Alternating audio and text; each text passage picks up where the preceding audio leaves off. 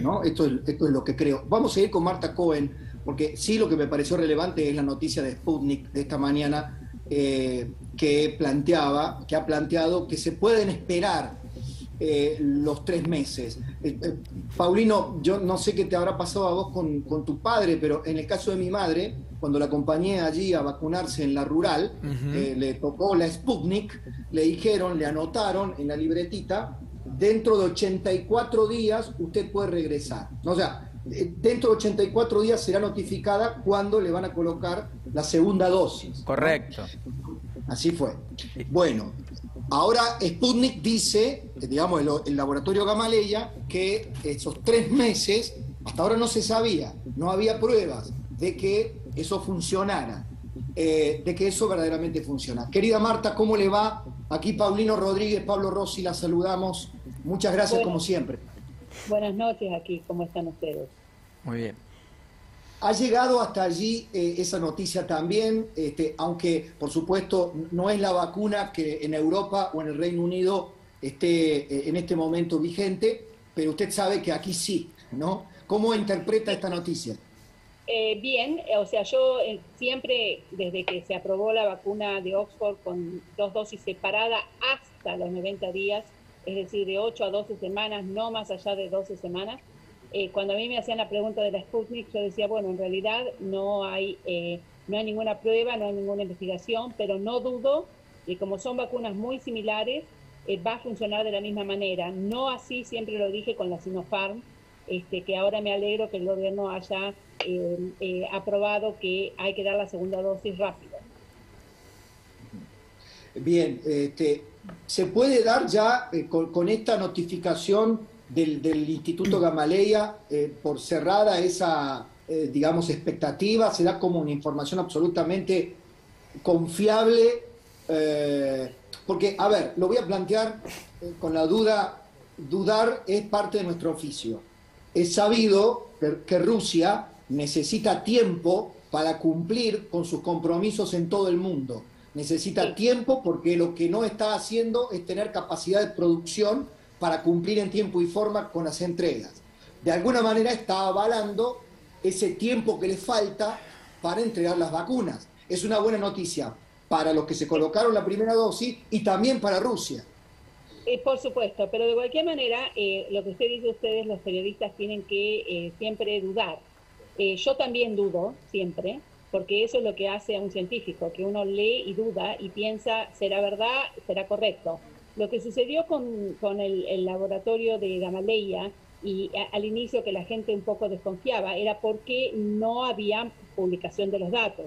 Esta vacuna comenzó en el mes de septiembre. Cuando se publicaron los datos en el mes de diciembre, en realidad ya llevaban solamente 2 meses con la fase 3 y eran estudios muy preliminares. De cualquier manera, yo siempre tuve personalmente expectativas con esta vacuna porque lo vuelvo a repetir. De alguna manera es muy similar a la vacuna de Oxford AstraZeneca, y cuando Oxford AstraZeneca demostró, escrito en el Lancet, con 17.000 voluntarios, que daba resultado y era aún mejor la separación de 2 dosis entre 8 y 12 semanas después, bueno, yo espero ahora que el laboratorio Gamaleya haga lo mismo, que publique los resultados para que quienes están en la ciencia lo puedan leer y lo podamos analizar. No lo dudo, o sea, lo vuelvo a repetir, no lo dudo, es una buena noticia, pero quiero ver los resultados publicados en lo que nosotros le llamamos peer review. Es decir, se manda a una revista de alto impacto y los editores de la revista lo van a mandar a 3 a 4 revisores anónimos que corrigen el paper, el estudio, lo aceptan o lo rechazan, ¿no es cierto? Eso es lo que queremos ver. Bien. Pero es una buena noticia. Bien.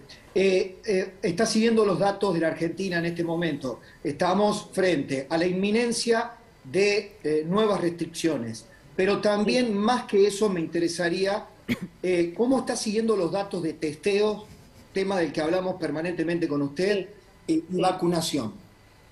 Bueno, mire, la vacunación es algo que tal vez no está en el alcance del gobierno de la Argentina, porque la vacunación falta en el mundo. Y hay una razón por la cual la vacunación llegó primero a Israel, al Reino Unido, a Estados Unidos. Es una cuestión económica, ¿no es cierto? Es una cuestión económica. Entonces, Israel pagó más por la vacuna que lo que la vacuna estaba al precio del mercado, y por eso lo obtuvieron tan rápido. O sea que, bueno, digamos, lo de la no tener tanta cantidad de vacunas es un poco entendible. Ahora, lo de no tener testeos adecuados no es tan entendible, porque yo ya sé que CONICET tiene la infraestructura como para hacerlo. Y mire, mañana voy a dar un Zoom en la Universidad de Córdoba, en la Universidad Nacional de Córdoba, y voy a hablar esto sobre de testeos y vacunas, una entrevista, un Zoom para la universidad. Entonces estuve buscando, hoy me levanté a las 5 de la mañana, a actualizar el tema. Y una interesante, Our Welling Data, que ya estuvimos hablando de esta buena base de datos hace un tiempo con usted, mostraba que sí, en Argentina, por cada caso positivo, se hace un poquito más de 3 testeos, o sea, 3,4, póngale, por cada caso positivo. Y en el Reino Unido, que es donde un país que se hacen muchísimos casos y que es responsable, testeos, y que es responsable de eso, de haber hecho esta bajada del número de casos, por cada caso positivo se hacen más de 400. Entonces, si hoy en Argentina hay 18.793 infectados y se hicieron algo así como 67.000 test, quiere decir que en realidad se están pesquisando poco, porque debería hacerse mucho mayor número de test. Y la semana pasada, cuando a mí me hicieron una entrevista, había un ministro de la provincia que lo estaba escuchando. Y yo dije, hay que testear a los asintomáticos, porque los asintomáticos son quienes llevan adelante la infección, porque son el 80% de los casos.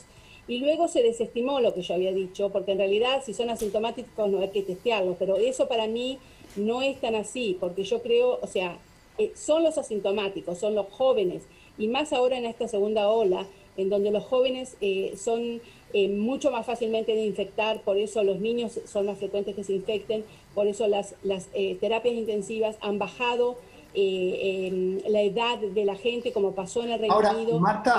Marta, yo le pido esto, a ver, pedagógicamente como siempre, no testear lo suficiente. ¿Qué consecuencias le trae a la política sanitaria? El gobierno está, los gobiernos, pero fundamentalmente el gobierno nacional y el gobierno de la provincia de Buenos Aires, nos aterran con los pronósticos del colapso, que suena verosímil, porque las camas de terapia intensiva en el sector público y privado están aumentando, falta oxígeno en algunas clínicas del Gran Buenos Aires, el miedo cunde y se desparrama. Ahora, nos pide a la población comportamiento ejemplar, restricciones que las acatemos. Pero ¿qué pasa con los testeos? Si no se testea lo suficiente, ¿qué no tiene el gobierno como instrumento? No tiene el mapa epidemiológico de dónde están los casos. Hay que hacer no solamente testeos, sino que un 10% de los casos positivos tienen que ser enviados a hacer el análisis genómico. Hay que ver qué variante es la que está circulando. Entonces, podemos decir, en tal barrio surgió la variante, una nueva mutación, por ejemplo, o el 80%, si yo le digo que el 80% de los casos son asintomáticos, si usted no los identifica, los controla, hace el rastreo de los contactos y aísla los contactos, por lo tanto, esos casos van a seguir diseminando la infección a personas que son susceptibles, se van a enfermar y o morir, y nadie va a saber de dónde viene la infección, porque se va a seguir diseminando la infección sin control. Mire usted lo que pasó en India, y no quiero comparar a Argentina con India, pero India, que tiene un gobierno que es muy hinduista, hace unas 3 semanas estaba promoviendo que vaya la gente a las fiestas religiosas. Fueron a las fiestas religiosas, muchos asintomáticos. Mire ahora cómo está India, 350.000 casos diarios por 5º día consecutivo. El Reino Unido, Estados Unidos... Usted me permite, Marta, usted me permite que le muestre, yo le voy a mostrar estas imágenes y dígame qué piensa que debería hacer el gobierno en estos grupos poblacionales. ¿Podemos ver, señor director, el compacto sobre las ferias sin control en las provincias de Buenos Aires? Ferias sin control en la provincia de Buenos Aires. A ver, le quiero mostrar a la doctora Marta Cohen que volvamos a compartir el compacto que tenemos en La Nación Más. ¿Es posible?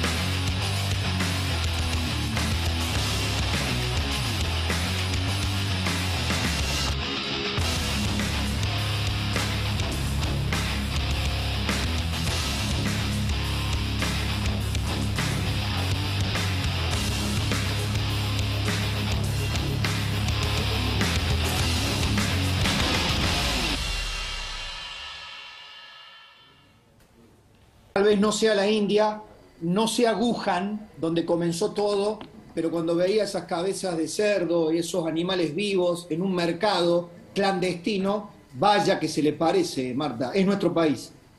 Sí, ese es un caldo de cultivo para el surgimiento y la diseminación del virus.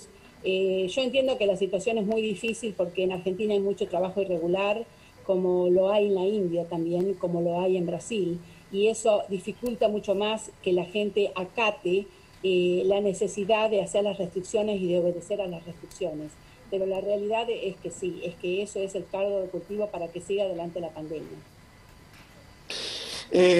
Marta, como siempre, le agradecemos enormemente su gentileza allá en la noche del Reino Unido, de Sheffield. Bueno, muchas gracias, ¿eh? Adiós, adiós. Bien.